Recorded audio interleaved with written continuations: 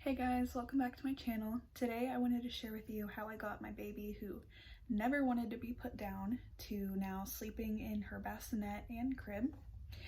I know it can be very stressful with a young baby, just even if they do sleep well, but especially if they never want to be put down like my daughter and aren't sleeping that long, and it just can be very tiresome on yourself.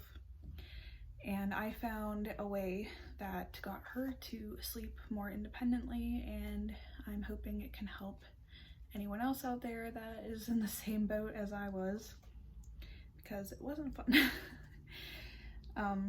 I started this with my daughter around, I'd say, 10, 11 weeks old. And she was almost 3 months old, and at that point I was just, ready to be able to put her down and get things done around the house, because she was at the point where the only time she would nap is either being held or being in the carrier, and as she gets bigger, the carrier weight gets too much, and I wanted to be able to do things without holding her all the time. And she's a baby that would not lay down in the swing, wouldn't sleep in her bassinet at all, only wanted held or in the carrier, like I said. So if you have a baby similar, then just keep watching.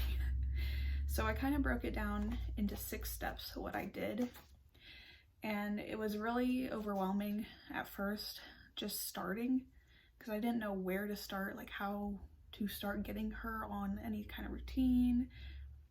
But I kind of just, like I said, broke it down into these steps, and that's what I found was the easiest.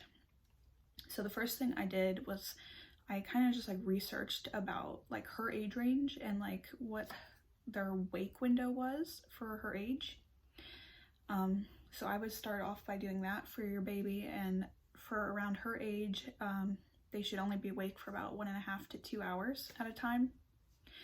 So I went with that, and then I started naturally, I started tracking her natural sleep and wake cycles on my phone. So every time she would kind of go down for a nap, be drowsy enough, I would write it down, and then I would write when she woke up, and kind of just track that for a couple days, just to see her own, wake and sleep cycles. So after doing that for a few days, then I kind of, I was like, okay, so around this time she's going to be awake, and then in the next 30 minutes you can tell when she's getting tired, and based on the previous days, this is going to be her nap time. So then I set up her nap routine, and I did this before really having a bedtime routine. I mean, we had sort of a routine, but it wasn't working well enough that she would just want to sleep in bed with us. So I just set up a solid nap time routine. So I would feed her about 20-30 minutes before, and then we would take her upstairs, and that is when I will change her diaper and I will swaddle her. And I've heard conflicting theories on whether to swaddle for naps or not, but for us it works better. She'll only sleep better if she's swaddled, so that's kind of your own preference, but I found it's helped her sleep longer than if she isn't swaddled. So I'll swaddle her up in her Love to Dream swaddle, and then I will turn on a sound machine in her bedroom and make sure that her blackout curtains are, covering the room, and the room is completely black. And I will go in her rocking chair, and I will hold her there, rock her, sing her some songs, and occasionally we'll nurse her again, just kind of as a comfort nurse, not really to feed her. And I'll usually only have to do that for about 5 to 10 minutes, and she is drowsy enough but still a little bit awake, and that is when I will put her into her crib.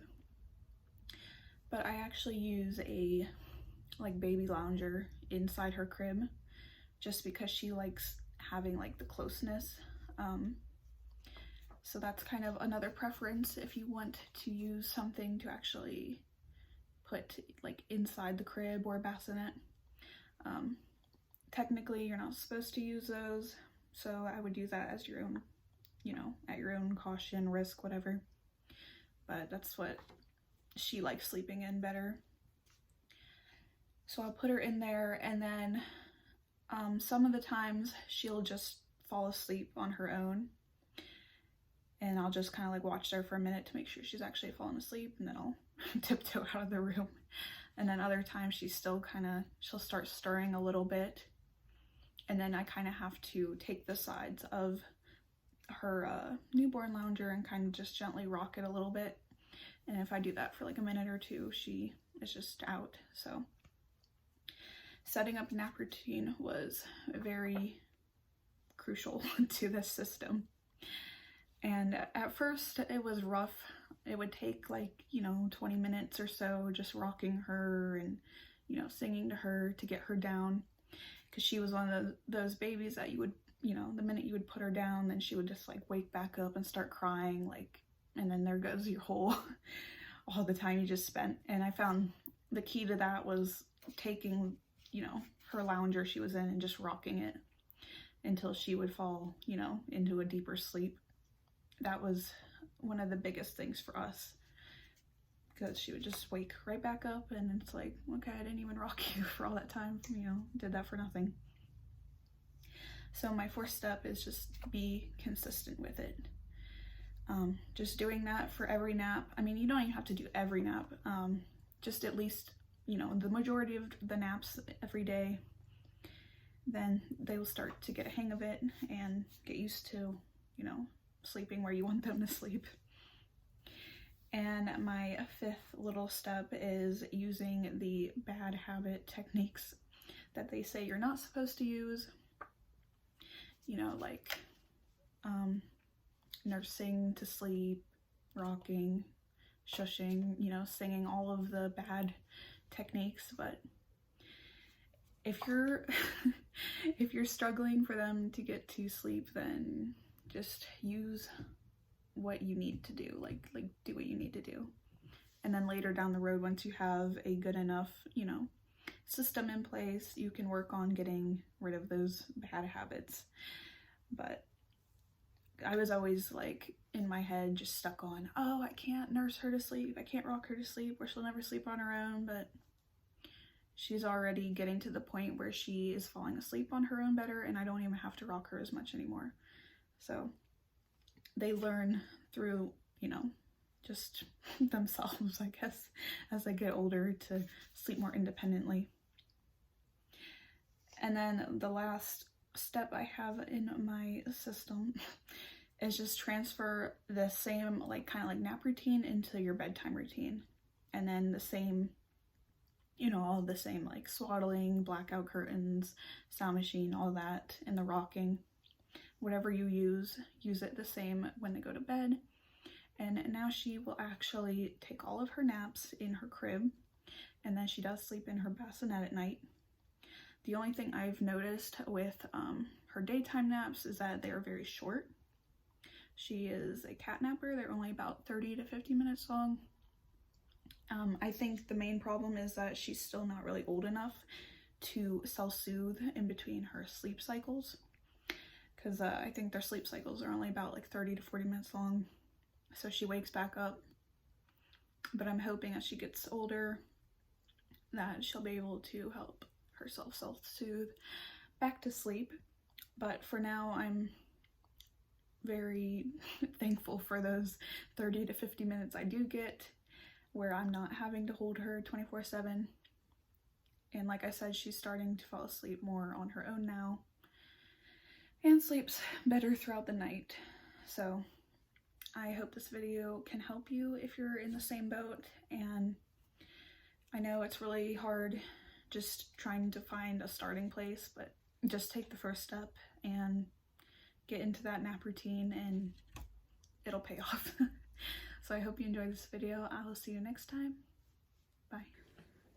I wanted to show you how we set up for each of her naps. So first we turn on her sound machine.